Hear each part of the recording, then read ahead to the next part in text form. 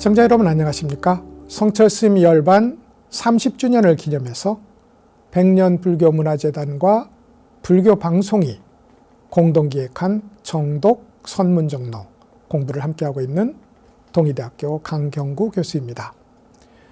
제5장 무생법인의 법문을 공부하는 중에 있습니다. 이번 시간에는 무생법인을 성취하는 길로 제시된 열애선이라는 것이 중국선에서 말하는 조사선과 완전히 동일한 것이라는 점, 그리고 성철 스님은 무생법인의 무생을 망념이 생겨나지 않는 궁극적 무심으로 해석하고 있다는 점, 이 두 점을 중심으로 살펴보도록 하겠습니다. 무생법인을 제가 지난 시간에도 설명했고, 기본적으로 생멸의 모든 현장에 불생불멸의 진여가 그대로 드러나 있다고 설명을 드렸어요. 근데 이 말을 아무리 들어도 사실은 알기 어려운 겁니다. 왜냐하면 생멸의 현장과 불생불멸의 진여, 이 말은 반대말에 가깝거든요. 그 반대되는 것이 둘이 아니다 하는 것을 비유를 들자면 파도와 바다로 비유할 수도 있고 언덕, 산과 대지로 비유할 수도 있습니다만, 그럼에도 쉽게 우리 속에 이해되지 않는 것은 사실입니다. 근데 이제 선종에서는 이러한 이해가 일어나지 않는 자리를 다른 방식으로 해결을 하고자 합니다. 그것이 선종의 언어예요. 예를 들어서 지금도 여기서 주로 인용하고 있는 마조 스님이나 백장 스님의 경우를 보면, 이제 마조 스님이 백장 스님을 가르칠 때 말입니다. 이런저런 소위 기존의 관념의 틀을 벗어나도록 하는 다양한 방식의 언어적 이 왕래가 있어요.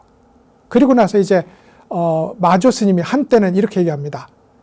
진지한 법에 대한 대담을 나눈 뒤에 마조 스님이 백장 스님의 귀에 대고 고함을 크게 지릅니다.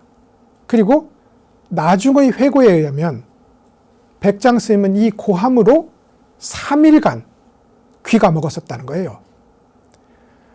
그러니까 이 고함이라는 것, 이건 그냥 고함이죠. 그리고 이 백장 스님이라는 출중한 수행자에게 마지막 남아있는 이해와 생각과 의식의 흔적, 이것을 바로 떨어내기 위한 일종의 스승으로서 취하는 일종의 전략이었던 겁니다.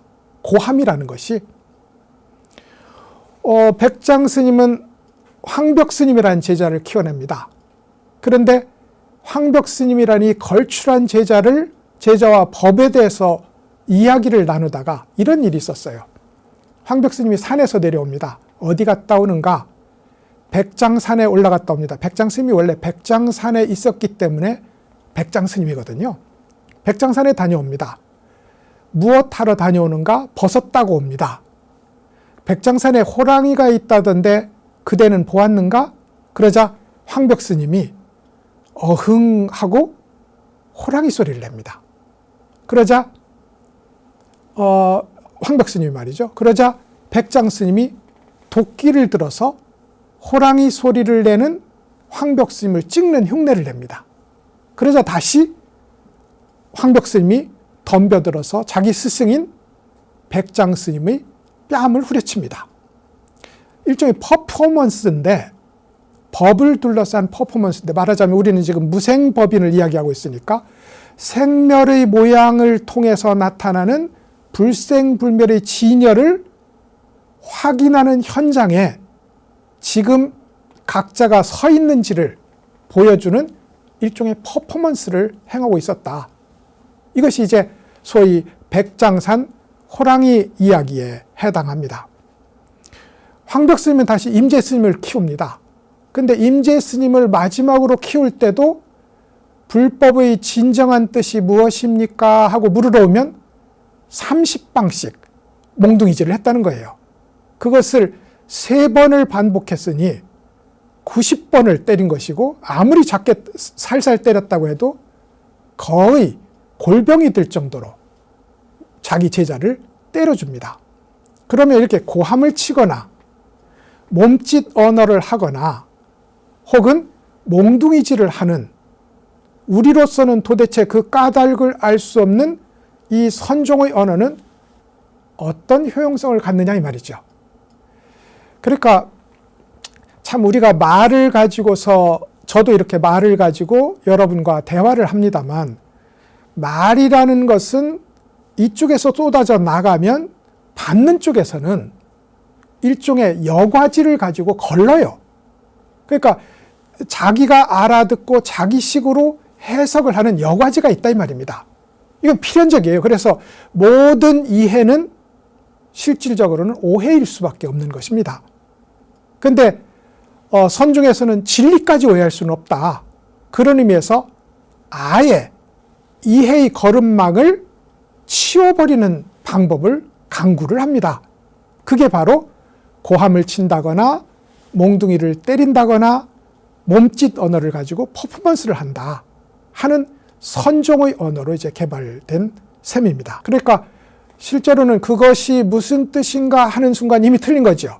왜냐하면 그걸 막기 위해서 고함을 치고 몽둥이질을 하고 몸짓을 한 거거든요. 무엇인가 저게 무슨 뜻인가를 이해하기를 멈추고 저 눈앞에 드러나는 어흥하는 소리, 도끼질을 하는 동작, 뺨을 올려치는 이 행위를 통해서, 이건 생멸하는 거죠. 일어났다 사라졌으니까. 이 생멸하는 행위를 통해서 불생불멸의 진여가 환히 드러나 있음을 지금 당장 보라 이겁니다. 이게 선종 언어의 특징이라고 할 수 있습니다. 그래서 이제 이것을 흔히 가리켜서, 그러니까 고함을 치거나 몸짓 언어를 하거나 몽둥이질을 하거나 하는 이 선종의 특별한 방식, 언어의 틀을 벗어난 이 특별한 방식으로 공부하고 깨닫게 하는 이 길을 중국에서는 이후에 조사선이라고 불러요. 과연 이 조사선이라는 것이 석가모니 부처님이 수행하고 깨달은 그 길과 다른가 같은가 하는 생각을 해볼 필요가 있습니다. 이것을 위해서 성철 스님은 백장 스님의 어록을 가져옵니다. 231쪽에 있는데 한번 같이 살펴보도록 하겠습니다. 내용은 굉장히 짧고요. 이렇게 되어 있습니다. 질문, 이 백장 어록은 질문 답변의 방식으로 기술되어 있어요. 질문, 지금 이 땅에 선이 있다고 하는데 어떤 것입니까? 스님의 답변, 움직이지도 않고 참선도 하지 않는 것이 열의 선으로서 참선을 한다는 생각이 일어나는 것조차 벗어나 있다 이랬습니다. 지금 이 땅에 선이 있다고 하는데 그게 뭡니까? 이 말이에요. 그러니까 지금 이 땅이라는 건 중국이죠. 중국의 이 천하에 군림하고 있는 하나의 선이 있다고 하는데 그게 뭡니까? 이렇게 물었어요. 선종이라는 종파, 선은 공부의 방법론이었지 하나의 종파로 형성된 것은 중국에서였습니다. 그리고 이제 백장 스님이야말로 선종의 소위 제도와 형식을 완성한, 그러니까 종파로서 독립할 수 있도록 모든 기반을 마련한 그런 조사가 백장 스님이었습니다. 그러니 이런 질문이 일어난 거죠. 스님께서 이렇게 전적으로 한 종파로서의 선을 보급하고 가르치고 있는데 스님께서 가르치는 중국식 선이라는 것은 무엇입니까? 라고 물은 거예요. 중국에 달마가 들어온 뒤에 2조 해가 3조 승찬, 4조 도신, 5조 홍인을 거쳐서 드디어 6조 해능에 이르렀고 다시 6조 해능에서 오늘 주로 얘기하는 남학 회양 스님과 그 아래에 마조, 백장, 황벽, 임재가 일어났다고요. 그러니까 이렇게 찬란한 조사들의 법맥을 일궈낸 이 선이라는 것은 도대체 부처님 때의 법과 어떻게 같고 어떻게 다릅니까? 이걸 질문한 거예요. 그러자 스님의 답변은 굉장히 명확합니다. 움직이지도 않고 참선도 하지 않는 것이 열의 선이다. 움직이지도 않고, 움직인다는 건 이제 잡념에, 망상에 동요한다는 것입니다. 마음이 움직이니 당연히 몸도 움직이게 돼 있다. 참선도 하지 않는다. 조용한 가부좌를 틀고 앉아서 움직이지 않는 몸의 자세를 빌어서 움직이지 않는 마음으로 들어간다. 이게 참선이거든요. 그런데 그 참선도 하지 않는 것이 열애선이다. 이렇게 얘기했어요. 이것을 저는 이제 백장 스님의 열애선 선언이라고 불러도 될 것 같습니다. 중국의 선종이 있다. 그리고 선종은 불교 역사상 중국에서 확립된 것이다. 그렇다면 당연히 중국의 선이 따로 있지 않겠느냐 하는 것이 질문자의 뜻이었어요. 그런데 백장 스님은 열애가 닦았고 열애가 도달한 그 닦음과 깨달음 외에 다른 것은 없다. 그러므로 달마 스님에게서 우리에게까지 내려오기까지 다양하게 변화된 것 같지만 오로지 열애의 마음, 이게 무생법인이죠. 열애의 마음을 확인하고 확인하는 그런 릴레이만 있었을 뿐이다 라고 설명을 하는 겁니다. 그러면서 이제 이렇게 얘기합니다. 참선을 한다는 생각조차 벗어나 있는 것이 열애선이다 이랬어요. 이건 마조 스님과 일맥상통하는 주장입니다. 참선을 한다는 생각조차 벗어나 있다. 참선이 필요 없다는 건 아니에요. 그것이 아니라 참선을 하겠다, 나는 수행한다 하는 이 마음이 이미 망상이라는 뜻에서 참선을 한다는 생각조차 벗어나 있다. 이렇게 열애선에 대해서 설명을 합니다. 그러니까 이제 성철스님은 이것을 빌어서 백장 스님, 그러니까 선종이 완성이 백장 스님에게서 청규를 통해서 완성됐다고요. 제도적으로 선종이 완성된 백장 스님 때 와도 열애선이라는 말만 있었지 조사선이라는 말은 쓴 적이 없다. 이것이 성철스님의 이 문장을 인용한 주된 의도가 됩니다. 그러니까 소위 마조에서 백장으로, 백장에서 황벽으로, 황벽에서 임재로 이어지는 이 네 분의 선사, 이것이 중국 남종선의 몸통이거든요. 굳이 왕조에 비유하자면 이분들이 세종대왕, 세조대왕쯤 됩니다. 제도와 내용을 완성한 분들이란 말이죠. 그 전에 육조시대의, 육조해능시대의 선이 소위 국가의 기틀을 마련한 태조와 태종의 시대라면 마조, 백장, 황벽, 임재는 세종, 세조의 그런 역할로 비유할 수 있다는 겁니다. 그러므로 중국의 선을 완성한 이 네 분의 말씀과 다르게 조사선을 설정하고 그것이 더 훌륭한다는 주장을 한다면 조상을 반대하고 국조를 반대하는 그런 일이 있게 된다 하는 것이 성철 스님의 이 백장 스님 법문을 인용한 의도가 되겠습니다. 황벽 스님 역시 백장 스님의 법을 받았기 때문에 부처를 추구하는 마음조차 내려놓은 무심이라야 그것이 바르게 닦아지는 열애선이라는 주장을 합니다. 이 황벽 스님은 잘 때렸어요. 그래서 임재 스님을 90대를 때려서 드디어 마음의 찌꺼기를 모두 내려놓은 자리에 이끌고 간 것도 황벽 스님은 그 적절하게 때리는 방식을 취했습니다. 지금 같으면 이제 취할 수 없는 방법이지만 가장 효과적인 방법이었던 것은 확실합니다. 그래서 이제 황벽 스님은 그 뒤로도 지속적으로 기회만 있으면 때렸는데 유명한 일화가 있어요. 당나라의 선종이라는, 그러니까 이에 대한 평가와 비판이 엇갈리는 황제가 하나 있습니다. 당선종이라는 황제가 있었는데 이분이 황벽 스님의 절에 와서 행자 노릇을 할 때가 있었습니다. 아마도 이제 중앙정부에서 황위 계승 때문에 서로 분쟁이 넘칠 때 위험을 피해서 이제 선원에 들어와 있었던 거죠. 그런데 이제 황벽 스님이 이 법문을 했단 말입니다. 부처를 추구하는 마음조차 내려놓는 것이 열애선이다. 이렇게 얘기하니까 이 미래의 황제가 질문을 합니다. 그렇다면 부처를 추구하지도 말고 진리를 추구하지도 말아야 된다고 하고 승가를 추구하지도 말아야 된다면 불법승을 떠받들 필요가 없다면 이 말입니다. 예불은 왜 합니까? 라고 물은 거예요. 교학이라면 그래도 지금 저렇게 누런 색깔을 하고 있는 부처님이라는 형상을 통해서 만사만물에 드러나 있는 부처를 확인하는 계기로 삼을 수 있다. 이게 교학입니다. 근데 선종은 그 의식의 거름망을 치워버리는 전략을 취했다고 했잖아요.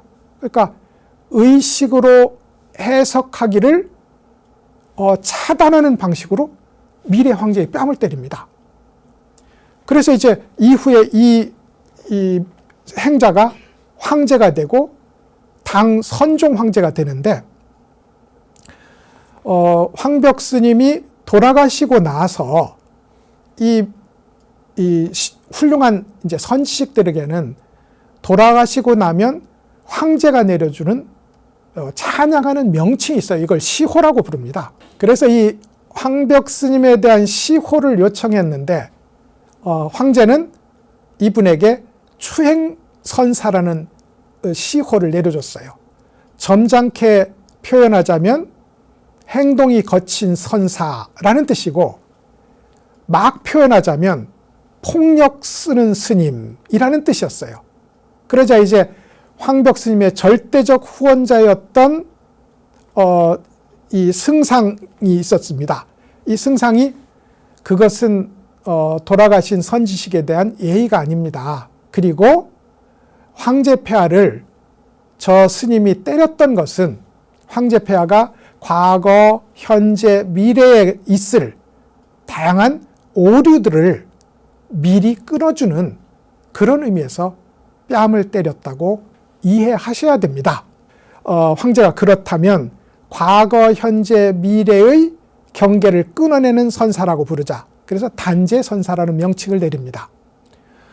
이렇게 이제 소위 선종의 언어로 조정에까지 유명하게 된 것이 이제 황벽 선사인데 그 기능은 부처조차 추구하는 마음을 내려놓는 완전한 무심을 지금 당장 성취하도록 하는 일, 이것이 이 황벽 스님의 소위 열애선에 대한 규정이었다고 할 수 있습니다. 여기에서 이제 부처를 추구하는 마음조차 내려놔야 된다 하니까 또 수행이 필요 없다는 수행 무용론이 제기될 수 있다. 그런데 성철 스님이 이것을 철저한 수행 강조로 이 관점을 바꾸게 됩니다. 그리고 이제 황벽 스님이나 위에 마조 스님이나 백장 스님이 얘기한 참선과 수행조차 필요 없다는 이 말은 그것을 추구하는 의식적 마음을 내려놓는다는 뜻이지 수행 자체가 필요 없다는 뜻은 아니었다. 그런 점에서 성철 스님의 수행 강조론과 이 선사들의 수행 무용론은 서로 충돌하지 않는다 하는 것은 제가 한 번 더 말씀드린 바가 있습니다. 그러니까 말이죠. 이렇게 무심을 증득하는 것, 부처조차 추구하는 마음을 내려놓는 무심을 증득하는 것이 열애선이고, 그리고 그 열애선의 결과는 궁극적 무심을 통해서 무생법인을 성취하는 것이다. 이것이 이제 핵심이란 말입니다. 그리고 그것이 이제 실제로 선종의 주된 이 종지이기도 했습니다. 당장 육조 스님과 신수 스님이라는 북종의 대표자가 경쟁할 때도 그 진짜와 가짜를 가르는 기준이 마음이 남아있느냐, 마음이 완전히 떨어졌느냐 하는 무심의 순도를 가지고 이야기를 했단 말이죠. 그런 의미에서 이 무심을 가지고 열애선을 규정하는 이 황벽 스님과 백장 스님과 마조 스님의 설법을 성철 스님은 이제 강력한 자기 주장의 근거로 제시를 하게 됩니다. 그런데 이제 드디어 중국에 조사선이라는 명칭이 나타나게 됩니다. 아마도 이제 이 조사선이라는 것이 나타나게 된 이유는 중국에서 완성이 된 이 선종의 전체적인 세력과 흐름과 종지에 대해서 완전한 자신감을 갖게 되었다. 그렇기 때문에 열애선과 상대되는 조사선이라는 명칭을 세우게 되었다. 이렇게 이해할 수 있습니다. 그래서 이제 조사선을 내세운 것은 앙산 해적 스님, 위양종의 종조예요. 근데 앙산 해적 스님에게서 처음으로 나타나는데 이런 일이 있었어요. 앙산 스님의 스승이 위산 스님이고 위산 스님과 앙산 스님이 하나의 종파를 차렸으므로 위앙종이 됩니다. 근데 위산 스님이 살아있을 때도 앙산 스님이 이미 그 종파를 함께 지도하고 있을 정도로 뛰어난 선사였어요.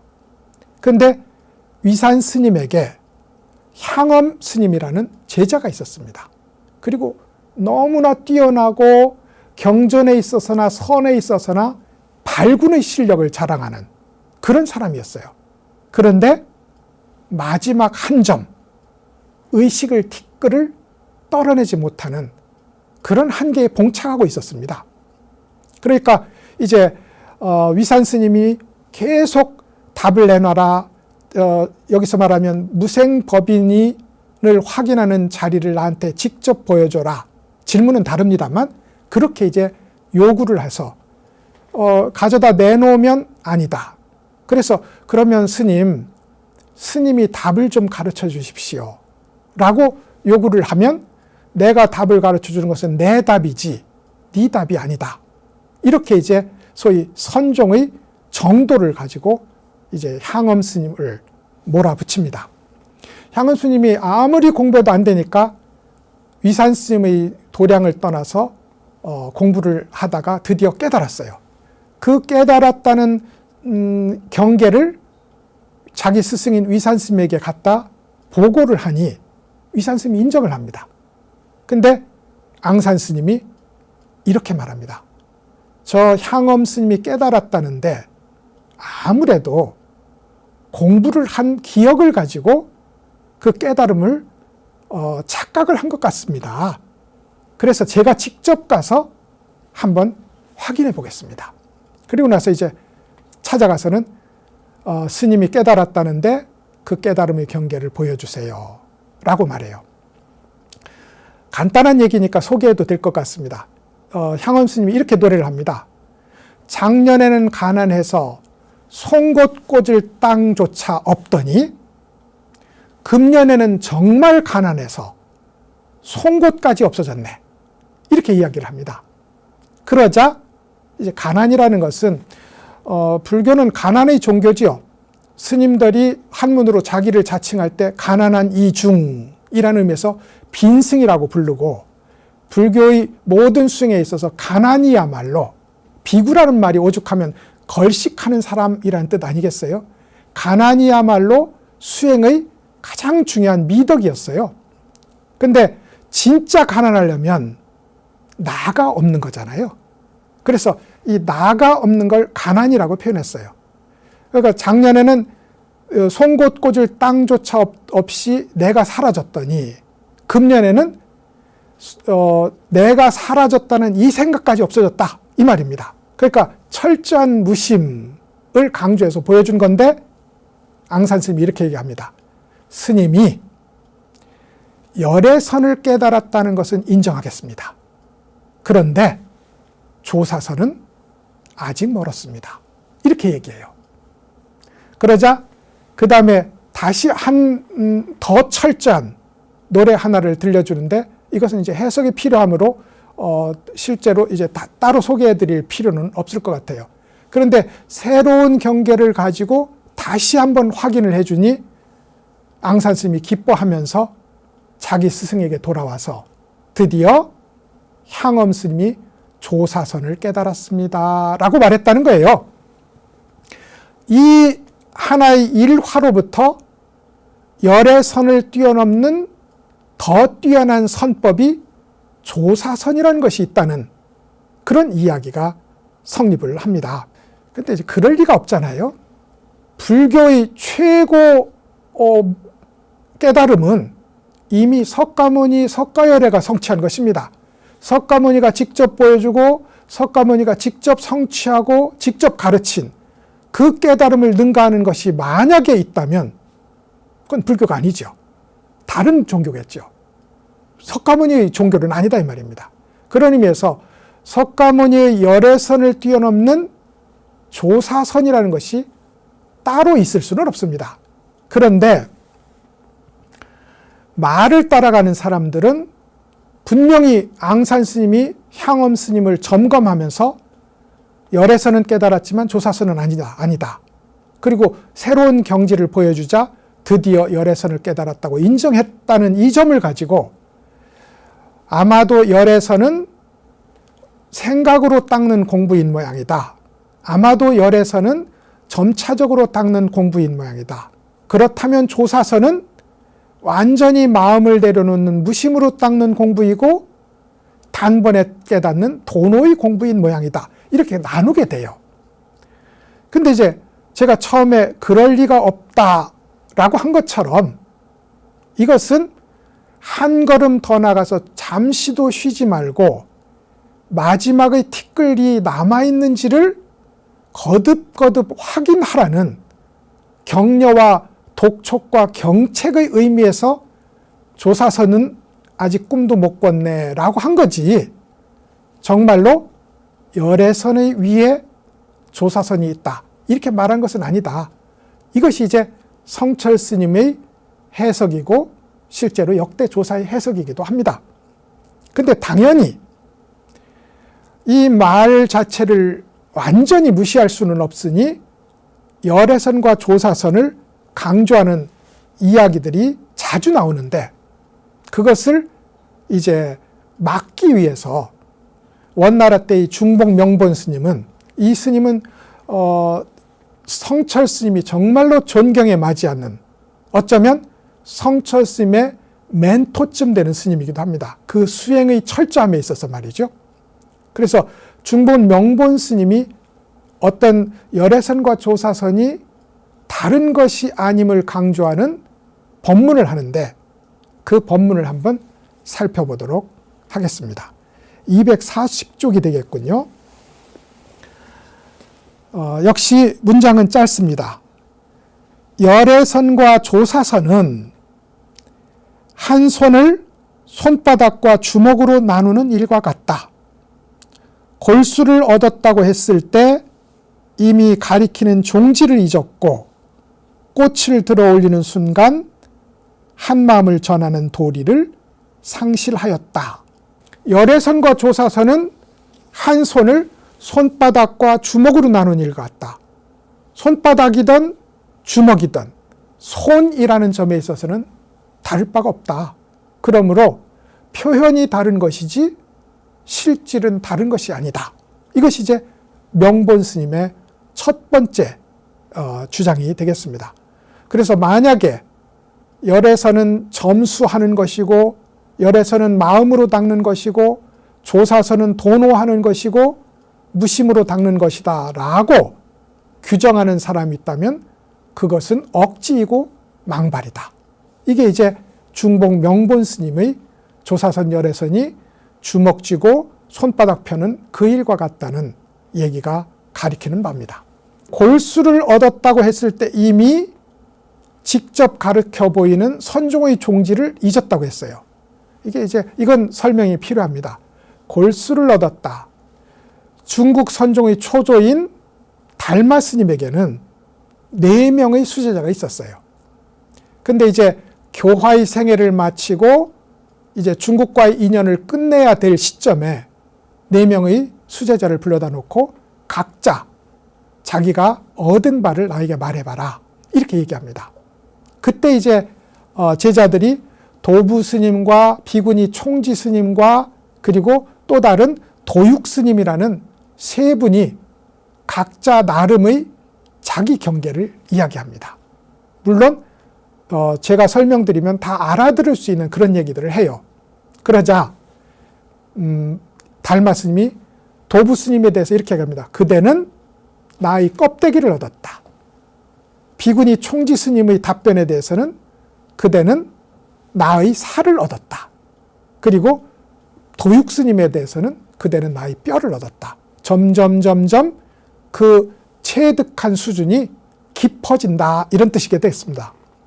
그러자 해가 스님이 있다가 달마 스님에게 나와서 정중하게 삼배를 한 뒤에 자기 원래 있던 자리에 돌아가서 의젓하게 섭니다. 그러자 달마 스님이 너는 나의 골수를 얻었다. 그야말로 정수 중의 정수를 모두 내가 전수받았구나 이렇게 얘기했단 말입니다. 그것이 이제 골수를 얻었다 하는 문장의 사연이 됩니다. 역시 삼배는 일어났다 사라지는 거니까 생멸의 현장이잖아요. 절 3번 하는 생멸의 현장을 가지고 불생불멸의 진여를 드러내는 퍼포먼스를 해가 스님이 보여준 것이다. 그리고 그것의 진실성을 확인한 달마 스님이 그대는 나의 골수를 얻었다고 인정한 것이다 이 말이죠. 그런데 이것조차도 이미 언어의 틀을 벗어난 제가 말한 언어의 여과망을 제거해서 직접 알아듣고 직접 확인하는 이 현장조차도 진리의 입장에서 보면 손상된 바가 있다. 벌써 표현됐으니. 그래서 이게 골수를 얻었다고 했을 때 이미 바로 가리키는 선종의 종지를 잃어버렸다는 말이 나오게 됩니다. 꽃을 들어올리는 순간 한마음을 전하는 도리를 상실했다. 이 말은 부처님이 꽃을 들어올리고 마하가섭이 미소를 지었을 때 그게 마음과 마음이 이렇게 딱 도장 찍듯이 만났지만 그럼에도 불구하고 역시 한마음의 도리를 손상된 바가 없지 않다. 언어의 틀을 벗어난 이런 직접적인 언어에도 손상되는 바가 있는데 조사선 열애선이라는 용어를 내놓고 무생법인을 설명하는 이것은 얼마나 틀렸겠느냐.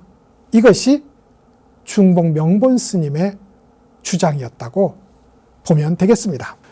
그러니까 이 조사선 열애선의 조사선이라는 말은 중국의 선종이 그야말로 극도의 자존심, 극도의 자신감을 확보했을 때 어떤 교나 어떤 주장이 와도 선종의 이 가르침을 가지고 석가모니 부처님의 그 당시를 가장 근사하게, 가장 가깝게 재현할 수 있다는 그런 충만한 자신감에서 나온 일종의 언어이지 절대로 석가모니의 가르침을 뛰어넘는 다른 가르침이 있는 것은 아니다. 이것이 명본 스님의 주장이고 성철 스님의 주장이기도 합니다. 우리나라에는 중국에 없어요. 저도 확인해봤고 성철 스님도 거듭 이건 우리나라의 창조라고 한 진귀조사설이 있습니다. 석가모니 부처님이 보리수 아래에서 깨달았다 이 말입니다. 그런데 아직 무엇인가 미진한 게 있어요. 그래서 이 미진한 것을 설산의 진귀조사를 찾아가서 확인을 하고 마지막 남은 미진한 부분을 모두 해결했다는 겁니다. 이게 진귀조사설이에요. 근데 설마 그랬겠습니까? 석가모니 부처님이 비록 깨닫기 전에 누구에게 공부하고 그 스승의 흔적은 역력해요. 근데 공부를 한 것은 사실이지만 이 마지막 깨달음은 인도의 종교에 없던 것이고 그야말로 역대의 부처님들만 깨달았던 그런 깨달음인데 진기조사라는 이야기가 가서 따로 확인을 받았다? 그것은 이제 실제로는 소설이다. 이것이 이제 성철 스님의 주장입니다. 진성왕 때였어요. 선종이 중국에서 이제 막 수입돼서, 중국에서는 거의 절정기에 달했고요. 중국에서 수입되어서 범일국사라는 이가 우리 신라에 이것을 보급해야 될 시점에 도대체 선종이 뭐가 그렇게 중요하길래 모든 교파보다 뛰어나다고 주장하느냐, 이런 질문을 합니다. 그러자 범일국사가 내놓은 이야기가 석가모니 부처님도 선을 했던, 조사선을 했던 진기조사에게 배운 적이 있습니다 라는 말로 여왕을, 진성여왕을 설득을 했다는 겁니다. 이게 소위 한국에서 있었던 조사선 우월론의 이야기가 되겠습니다. 그래서 이제 결국은 무생법인을 증득하는 길이 열애선이고 조사선은 그 다른 표현일 뿐이지, 열애선을 능가하는 조사선이라는 것이 절대로 따로 있지 않다는 것, 이것이 성철 스님이 거듭거듭 강조하는 주제가 되겠습니다. 다른 이제 부처에 대한, 조사선에 대한 이야기를 이렇게 이제 정리할 수 있다면, 그렇다면 부처는 어떻게 태어나는가? 부처라는 것은 뭐냐? 결국은 이것이 무생법인을 설하는 장이니까 말이죠. 생성 없음으로 태어난다. 이렇게 성철 스님은 규정을 합니다. 그 생성 없음이라는 것은 망상이 생성하지 않는다는 뜻이에요. 그러니까 부처라는 건 뭐냐? 부처는 어떻게 태어났냐? 석가모니 부처님이 가비라성에서 태자의 몸으로 태어난 것은, 그것은 모양을 지어서 보여주기 위한, 이제까지 제가 퍼포먼스라는 말을 몇 번 썼는데, 보여주기 위한 일종의 퍼포먼스였다면 실제 부처님의 탄생은 시달타 태자의 탄생 이전에 이미 무심을 성취하는 이 일로 인해서 탄생한 것이다. 이것이 무심으로 부처가 탄생한다는 주장이 되겠습니다.